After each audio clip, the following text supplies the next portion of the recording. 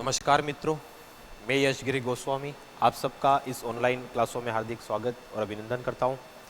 ठीक है, जैसे बच्चों के लगातार कमेंट आ रहे थे कि सर पॉलिटी कंप्लीट करवाओ, पॉलिटी पढ़ाओ, तो उसी बात को हम ध्यान में रखते हुए पॉलिटी के हर आयाम, हर पक्ष से आपको रूबरू करवाने के लिए A to Z पॉलिटी की क्लास लाए हैं, जिसमें आपको पॉलिटी के हर पक्ष से रूबरू करवाया जाएगा। ठीक है, जिसकी आज पहली क्लास है, जिसमें हम कुछ शुरुआती बातें हम करने वाले हैं। जैसे मैं कहूँ कि सर बच्चे अक्सर कहते हैं कि पॉलिटी बताओ सर, पॉलिटी के बारे में पढ़ाओ, पॉलिटी कैसे पढ़े, कहाँ से शुरुआत करें। तो मैं आपसे एक प्रश्न पूछता हूँ कि भारत की जो पॉलिटी है वो किसके ऊपर चलती है? भारत की पॉलिटी, भारत की जो राज्य व्यवस्था वो किसके ऊपर आश्रित है? तो कहने का मतलब जो भारत की पॉलिटी है वो पूरी की पूरी भारत के संविधान के ऊपर चलती है। ठीक है, किसके ऊपर चलती है? भारत के संविधान के ऊपर। आपको भी पता ही है। तो ठीक है, अब उसी संविधान के बारे में हमको पढ़ना है, मतलब पॉलिटी पढ़ना मतलब भारत के संविधान के बारे में पढ़ना। ठीक है, मतलब हमको पूरा भारत का संविधान नहीं पढ़ना है, क्योंकि सुप्रीम कोर्ट का जो मुख्य न्यायाधीश होगा वो भी पूरे संविधान के बारे में जानकारी नहीं होगी, क्योंकि पूरे संविधान को बनने में 2 वर्ष 11 माह और 18 दिन का समय हम कहते हैं। तो एक रात में न तो आपको याद हो जाने वाला है, ना मुझे भी आता है इतना। ठीक है, तो हम इसके हर पक्ष से आपको धीरे धीरे रूबरू करवाते जाएंगे। जैसे मैं कहूँ भारतीय संविधान में भाग कितने हैं, तो 22 भाग है।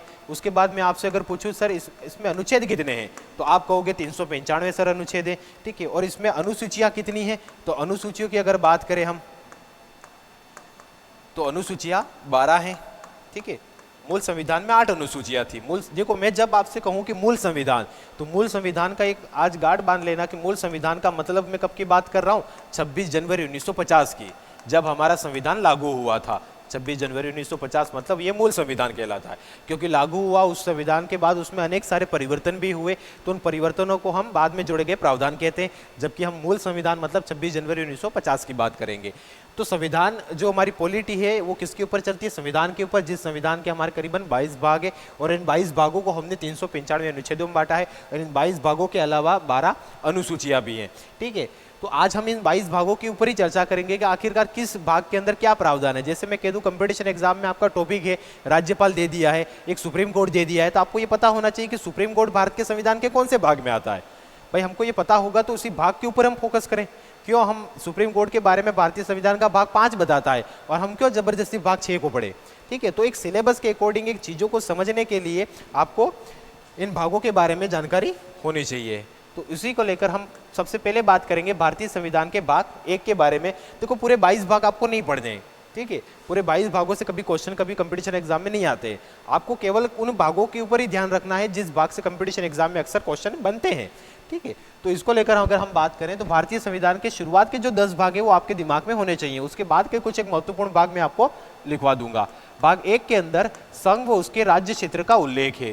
संघ व उसका राज्य क्षेत्र, उसका राज्य क्षेत्र मतलब बेसिकली ये लाइन पढ़ के आपको इतना नहीं समझ में आ रहा होगा, पर मैं आपको इतना आइडिया दे देता हूं। संघ उसके राज्य क्षेत्र का यहाँ पे मतलब ये है कि भारत का जो राज्य क्षेत्र है उसमें जो राज्य हैं उसमें नए राज्यों का अगर गठन करना है, जैसे अभी कह दूं मैं 28 राज्य है, 28 राज्य की जगह मैं कह दूं कि राजस्थान के 2 टुकड़े करके एक और राज्य बना देंगे और 28 की जगह 29 राज्य हो जाएंगे। तो ये जो सारे परिवर्तन है, नए राज्यों का गठन करना है या पुराने राज्य जो है उनको विखंडित करके मतलब दूसरे राज्य का गठन करना है, उनके नाम में परिवर्तन करना है, उनकी सीमा में किसी प्रकार का परिवर्तन करना है, तो ये सारी प्रक्रिया जो प्रोसेस है वो भारतीय संविधान के भाग 1 में दी हुई है। जैसे मैं कह दूं कि ये हमारा राजस्थान है, अब इस राजस्थान के नीचे एक राज्य है जिसको हम कहते हैं गुजरात कहते हैं। अब राजस्थान और गुजरात दोनों को मिला के नया राज्य बना देना, जिसका नाम हम महाराजस्थान कर देंगे या महागुजरात कर दें। तो ऐसे जो परिवर्तन है, नए 2 राज्यों को जोड़ के नया राज्य का गठन करना है, या राजस्थान के 2 भाग करके एक को इस तरफ मतलब पूर्वी राजस्थान बना के नया राज्य बना दिया और इस तरफ पश्चिमी राजस्थान करके नया राज्य बना दिया। तो ऐसे जो सारे परिवर्तन हैं इसकी जो प्रक्रिया है वो भारतीय संविधान के भाग 1 में दी हुई है। उसके बाद भारतीय संविधान के 2 भाग की बात करें अपन, भाग 2 के अंदर, तो जिसमें नागरिकता का उल्लेख किया गया है, मतलब किस आधार पे आप भारत के नागरिक हो इसके बारे में यहाँ पे 2 में चर्चा हुई है कि कोई व्यक्ति है जो विदेशी है वो भारत की अगर नागरिकता लेना चाहे या किसी की नागरिकता छीनी भी जा सकती है या नागरिकता त्याग जिसे अपन कहते हैं। तो इस तरह के जो परिवर्तन है कि किस आधार पे भारत की नागरिकता प्राप्त की जाए, ये सारी चीजें हमको भारतीय संविधान के भाग 2 में मिलती है। नागरिकता को लेकर क्या क्या प्रावधान दिए गए कि भाई आपने ऐसा क्या काम कर दिया कि आपको भारत की नागरिकता से बहिष्कृत भी किया जा सकता है, हो सकती है। ये सारे प्रावधान आपको ध्यान में रखने हैं। उसके बाद भाग 3 के अंदर मौलिक कर्तव्यों के बारे में बताया गया है। मौलिक कर्तव्य मौलिक अधिकार, मौलिक अधिकारों के बारे में बताया गया है, मौलिक अधिकार। ठीक है, अब नागरिक आ गए, भाग 2 में नागरिकता के बारे में बताया। अब नागरिक जिंदा किस पे रहेंगे, अधिकार भी तो होने चाहिए।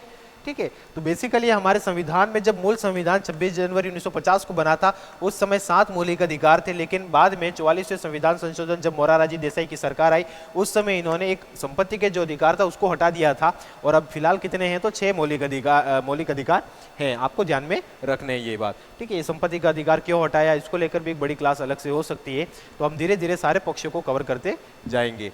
तो मौलिक अधिकारों के बारे में भारतीय संविधान का भाग 3 बताता है, जिसमें कितने वर्तमान में मौलिक अधिकार है, तो 6 मौलिक अधिकार है।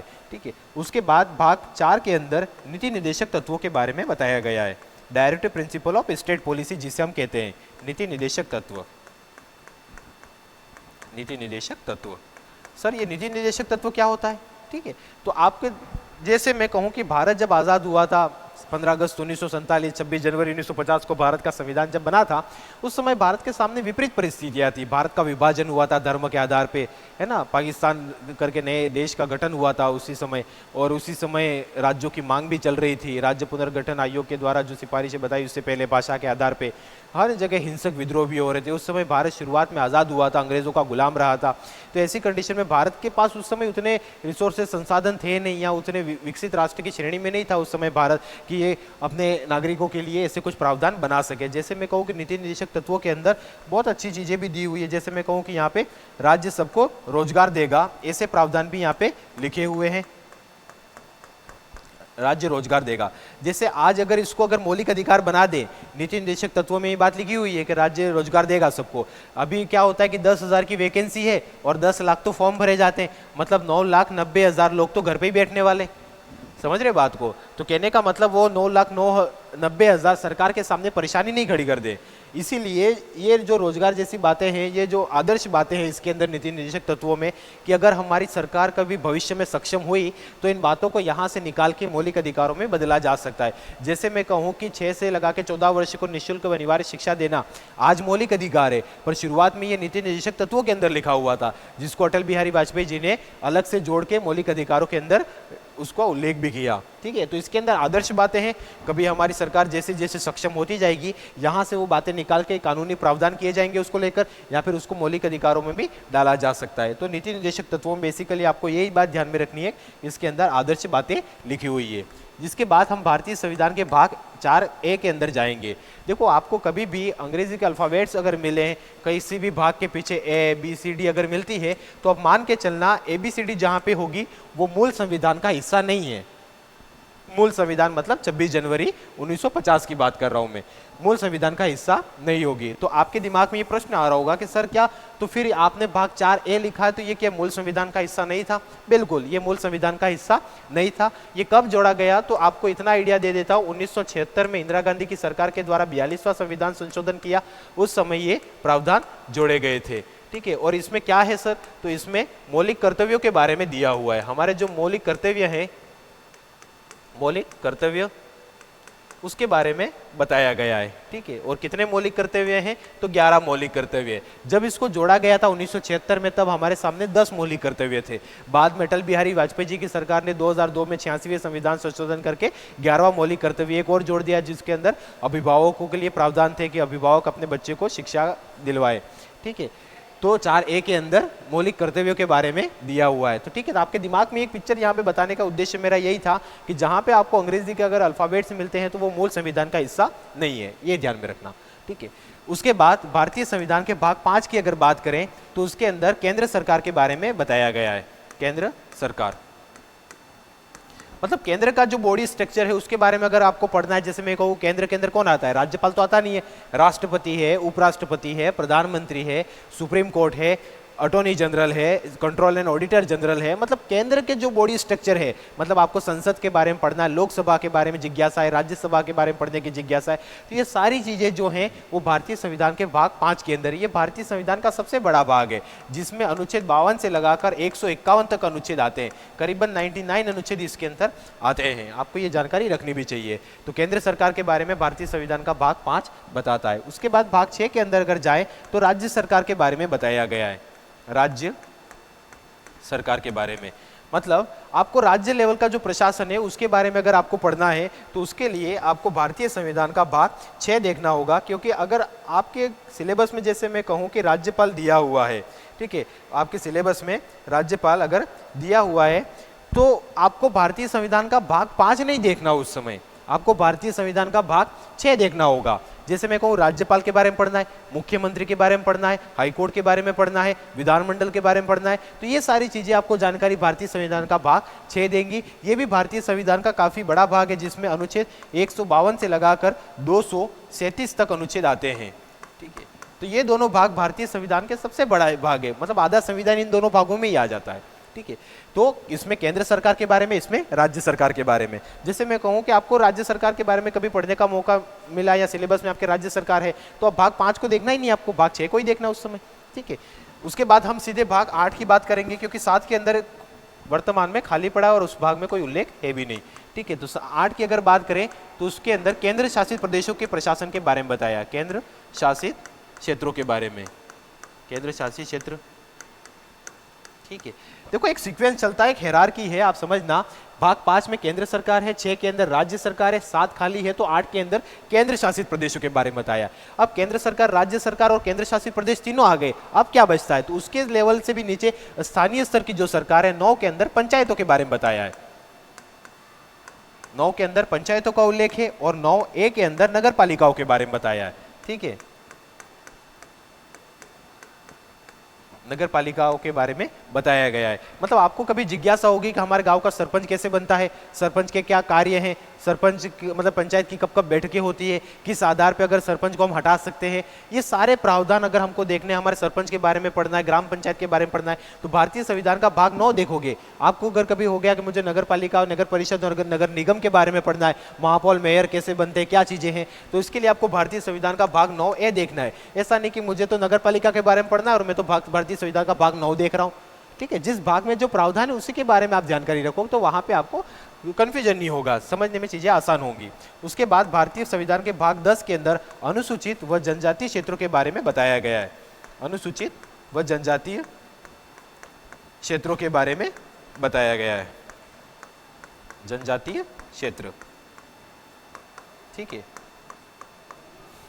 ठीक है। सबसे देखो एक हायरार्की आपको देखने को मिल गई, सबसे ऊपर केंद्र सरकार, उसके बाद राज्य सरकार, 7 है नहीं, तो 8 के अंदर केंद्र शासित प्रदेशों के बारे में, 9 में पंचायत आएगी, 9A में नगर पालिका, और ये सब भी हो गया। तो फिर जनजातीय क्षेत्रों के प्रशासन के बारे में 10 के अंदर बताया है। उसके बाद हम भारतीय संविधान के भाग 11 की अगर बात करें, जिसमें केंद्र राज्य संबंध के बारे में बताया गया है, केंद्र राज्य संबंध। भाई अशोक गहलोत का नरेंद्र मोदी से किस तरह का संबंध होगा प्रशासन के मामले में, एक केंद्र का राज्य स्तरों की जो सरकार है उसके साथ कैसा संबंध होगा, इसके बारे में भारतीय संविधान का भाग 11 बताता, जिसमें केंद्र राज्य संबंध के बारे में बताया गया है। उसके बाद 12 को आपको नहीं देखना, 13 भी नहीं देखना, हम सीधे 14 की बात करेंगे, क्योंकि जो कंपटीशन एग्जाम की दृष्टि से इंपॉर्टेंट है वही भाग हमको जानकारी रखनी है। मैंने पहले भी बताया है कि देखो कंपटीशन एग्जाम में थोड़ा स्मार्ट तरीके से तैयारी करनी होती है, ऐसा नहीं कि भाई मैं मतलब हार्ड वर्क करते ही जा रहा हूँ और सिलेक्शन नहीं हो रहा है, और दूसरी तरफ कोई रात को सो के भी सिलेक्शन ले रहा है, ठीक है। तो हमको पूरे में से पूरे नंबर भी नहीं लाने एग्जाम के अंदर, ठीक है, उतने ही लाने जितना हमारे लिए सिलेक्शन के लिए सफिशिएंट है, ठीक है। तो भारतीय संविधान का भाग 14, आपको सुप्रीम कोर्ट का न्यायाधीश नहीं बन जाना है कि सारे भाग में रट लूं और कानून का विद्वान बन जाऊं, ठीक है, आपको कंपटीशन पास करना। तो भारतीय संविधान के भाग 14 में अखिल भारतीय सेवाओं के बारे में बताया गया है, अखिल भारतीय सेवाएं और राज्य स्तर की जो सेवाएं हैं, वह राज्य स्तर की जो सेवाएं हैं उनके बारे में बताया गया है। मतलब आपका कभी जिज्ञासा भी है कि मुझे तो IAS बनना है, IPS बनना है, ठीक है, IFS बनना है, ठीक है, तो आपको इस तरह की कोई प्रशासनिक सेवा में जाना है तो आपको भारतीय संविधान का भाग 14 देखना होगा, जिसमें RPSC और UPSC जैसी संस्थाओं के बारे में बताया गया है। उसके बाद भाग 15 की अगर बात करें तो 15 के अंदर निर्वाचन आयोग के बारे में बताया गया है। निर्वाचन आयोग के बताने से आपके दिमाग में प्रश्न आ रहा होगा, सर कौन सा निर्वाचन आयोग, जैसे यहाँ पे UPSC और RPSC दोनों के बारे में बताया गया है, ठीक है, तो यहाँ पे निर्वाचन आयोग कौन सा होगा, क्या राज्य निर्वाचन आयोग भी है, ठीक है।